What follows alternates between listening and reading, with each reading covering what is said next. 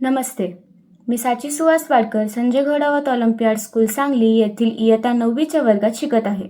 मी आज तुम्हाला माझ्या मॉडेलच्या बद्दल माहिती देणार आहे. माझ्या मॉडेलचे विषय वेस्ट टू H2 असे आहे. या मॉडेलमध्ये आपण हायड्रोजन एनर्जीची निर्मिती करणार आहोत.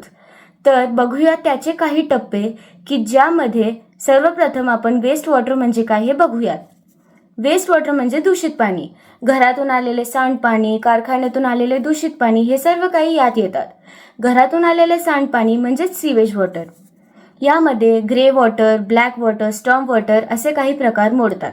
या मॉडेलसाठी आपण ग्रे वॉटरचा वापर करायचा आहे.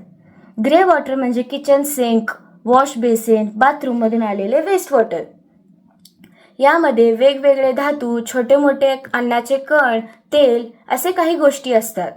म्हणून आपण या पाण्याला स्वच्छ करून यापासून हायड्रोजनची निर्मिती करायची आहे. यासाठी सर्वप्रथम आपण जमा केलेल्या ग्रे वॉटरला स्क्रीनिंग चेंबरमध्ये ओतायचे. गाळलेले पाणी खालील इक्विलायझर टँकमध्ये साठते. ह्या खालील पाणीमध्ये अजून तेल, छोटे अन्नाचे कण व धातू असतात. आता जमा झालेले पाणी पुढच्या टाकीत आल्यावर त्यामध्ये पॉलिमर केमिकल घालायचे व सतत हलवायचे. असे केल्याने यात असलेले छोटे अन्नाचे कण क्यूबच्या आकारामध्ये दिसू लागतात. हे करत असताना आपण सतत त्याचा pH चेक करायचा. यातून शेवटी स्लज सारखा पदार्थ खाली साठतो व राहिलेले पाणी सेपरेटिंग फनेलच्या मदतीने वेगळे करून घ्यायचे. जमा झालेले पाणी आता दुसऱ्या टाकीत जाते, पाण्यापासून वेगळे होते. या तेलाचे पुढे आपण ग्रीस म्हणून वापर करू शकतो. आता पुढचा टप्पा म्हणजे वरील राहिलेल्या पाण्यापासून धातू अलग करायचे. हे धातू पाण्यातून वेगळे करण्यासाठी आपण त्यात 2 इलेक्ट्रोड ठेवणार आहे. हे 2 इलेक्ट्रोड्स म्हणजे ॲनोड व कॅथोड. पॉझिटिव्ह चार्ज जे मेटल्स असतात ते कॅथोडकडे आकर्षित होणार. इथून हे पाणी कार्बन फिल्टरला पार करून शेवटच्या टाकीत पोहोचते. हे तयार झालेले पाणी म्हणजे शुद्ध पाणी. हे पाणी शुद्ध असल्याची खात्री म्हणून वॉटर ॲनालिसिस केले आहे. आता सर्वात महत्त्वपूर्ण टप्पा. या शुद्ध झालेल्या पाण्यापासून आपण हायड्रोजनची निर्मिती करायची.